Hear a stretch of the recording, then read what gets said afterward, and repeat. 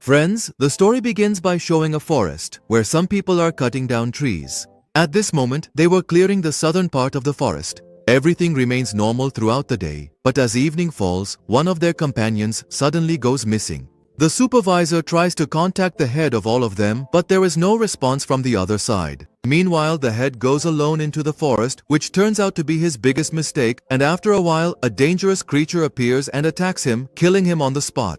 After this, the scene shifts. 90 miles from the southern part of the forest, we are shown Paul, the sheriff of this town, who is sitting alone in a park at this moment. He appears quite dejected and sad. Then we see a man named Ron who used to have 13 horses but now only has 12 left. To find his missing horse, Ron seeks help from Paul and Donnie. During the investigation, both of them speculate that perhaps the horse wandered out after seeing the gate open. So, they shelve the case and leave from there. As they are leaving, they see Ron's daughter with the horse. Donnie is looking at her with loving eyes. Just then, Paul warns him, saying that Ron had shot her last boyfriend. Paul then goes straight to his son Adam. Paul's wife's name was Susan.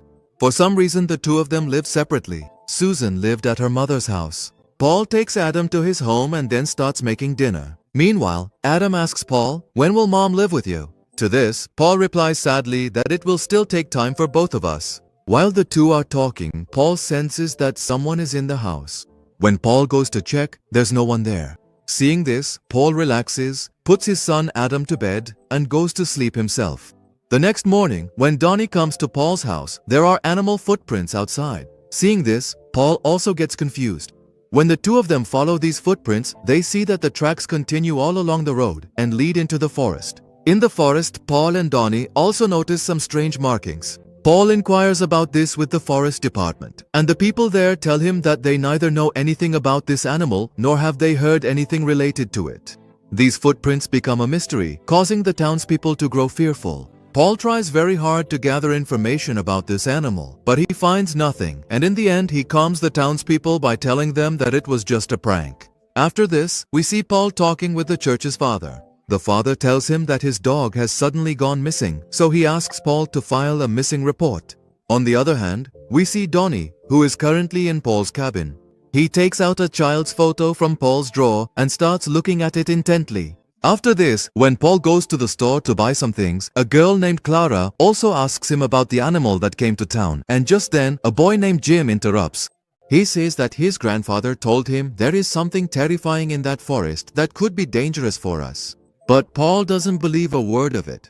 Here, Jim mentions Donnie and says that Donnie is the one behind all of this.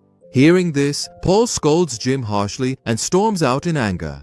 Outside, Paul meets a hunter named Earl. Earl tells Paul that there used to be a large number of deer in this forest, but now you can't see a single one anywhere. It seems as if all the deer have just disappeared. After hearing Earl, Paul also feels uneasy and goes to Susan's house to pick up Adam. Susan tells Paul that when she and Adam went to the park, all the kids were talking about how the demon had arrived and that the footprints were his too.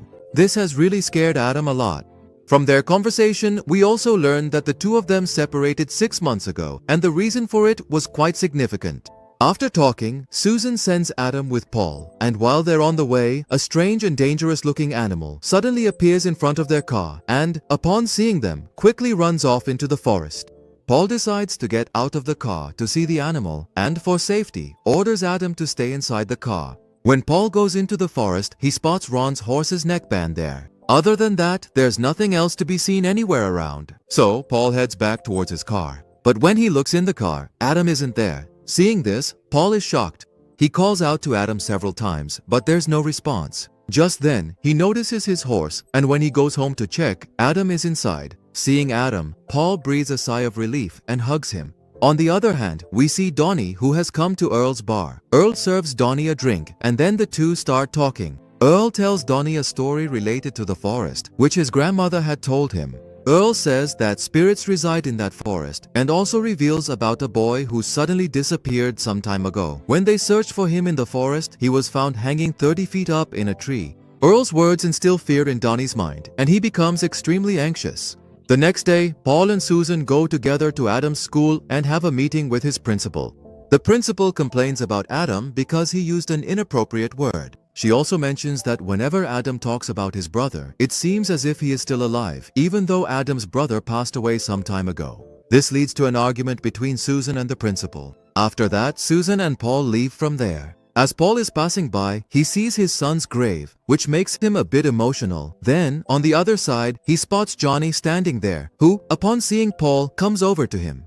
Just a few minutes later, they hear some strange noises, and as soon as they look up at the sky, they see millions of birds flying. Seeing this, both of them become quite nervous. Paul tells Donnie that Al had revealed that the wildlife had disappeared. This means that all the birds were also fleeing the forest. But the problem was that those birds were supposed to go south, yet they were flying in a different direction.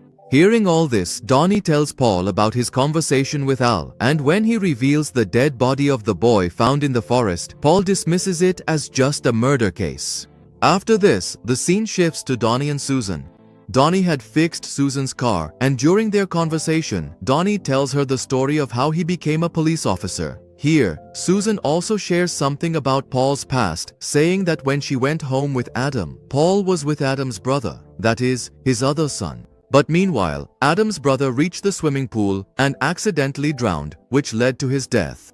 That's why I considered Paul irresponsible and distanced myself from him. Meanwhile, Paul gets a call from Ron. When Paul goes to Ron with Donnie, Ron tells them that last night someone was knocking loudly on his door, and today Ron asks for their help to catch that person. But Paul dismisses it as just a prank by kids. But just then, a loud noise comes from outside. Paul goes inside the bar alone to check, and he sees a strange creature, the same one that was seen running in the forest before. Once again, the creature escapes from Paul, and the next morning, Donnie and Paul both return to Ron's bar, where they spot the creature's footprints. Paul considers these footprints as evidence and tries to gather information about them, because no such creature has ever been seen before. After this, we see Paul having lunch with his family. Here, Adam tells Paul and Susan that he wants to live with both of them. To this, Paul says they should wait a little longer. Meanwhile, Donnie goes shopping at Clara's shop, and here, the two of them talk to each other very affectionately. At night, when Paul is on his way home, he sees a dead deer on the road. When Paul gets out of the car to check it, a creature appears and attacks him. But he doesn't get hurt, and he quickly gets back in the car and goes home. In the next scene, we see Paul and Donnie sitting together at Al's bar. Paul tells Donnie about that incident as well. Until now, Paul thought of creatures as nothing more than stories, but after being attacked, he too starts to believe in their existence. At the bar, they also run into Jim, who tries to provoke them. The next morning, 3 hunters go into the forest to hunt animals. All 3 are unaware that the creature is watching them, and as soon as it gets the chance, it attacks each of them one by one. After a while, Paul walks through the forest path and suddenly remembers his son. Acting strangely, he starts calling out to his son. Hearing Paul's voice, a hunter comes to him who was badly injured.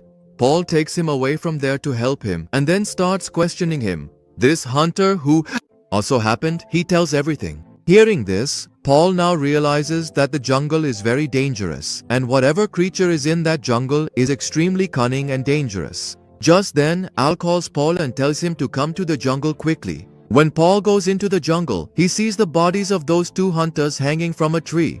They had been killed very brutally. Seeing this, Paul orders everyone to leave the jungle and himself calls the forest department team to come here. In the evening, due to the snowy weather, all the people in town stay inside their homes and the town becomes deserted. When Donnie goes to Paul's house to meet him, Paul shows him a report and tells him about the loggers team going missing. Actually, these were the same woodcutters who were shown at the beginning of the movie. According to Paul, the creatures were set free from there because the forest was being cleared. After a while, Jim comes to Paul's house and shows him a video in which the creature is seen running and then suddenly disappearing. After everyone leaves, Paul hears Adam screaming because the creature had entered their house. Paul quickly locks himself in the bathroom with Adam and calls Donnie for help. Donnie tries to catch the creature, but it doesn't work. After this, Paul and Donnie take all the townspeople to the church for safety. But a lot of creatures also appear outside the church. Paul sends everyone to the basement and, along with Donnie, faces the creatures himself. Meanwhile, a creature injures Donnie, but Donnie also stabs it in the shoulder. After this, Paul kills the creature and everyone comes out of the basement and feels very happy. But just then, Donnie and Paul notice that the creature's wounds are healing on their own, and we also see creatures outside the church.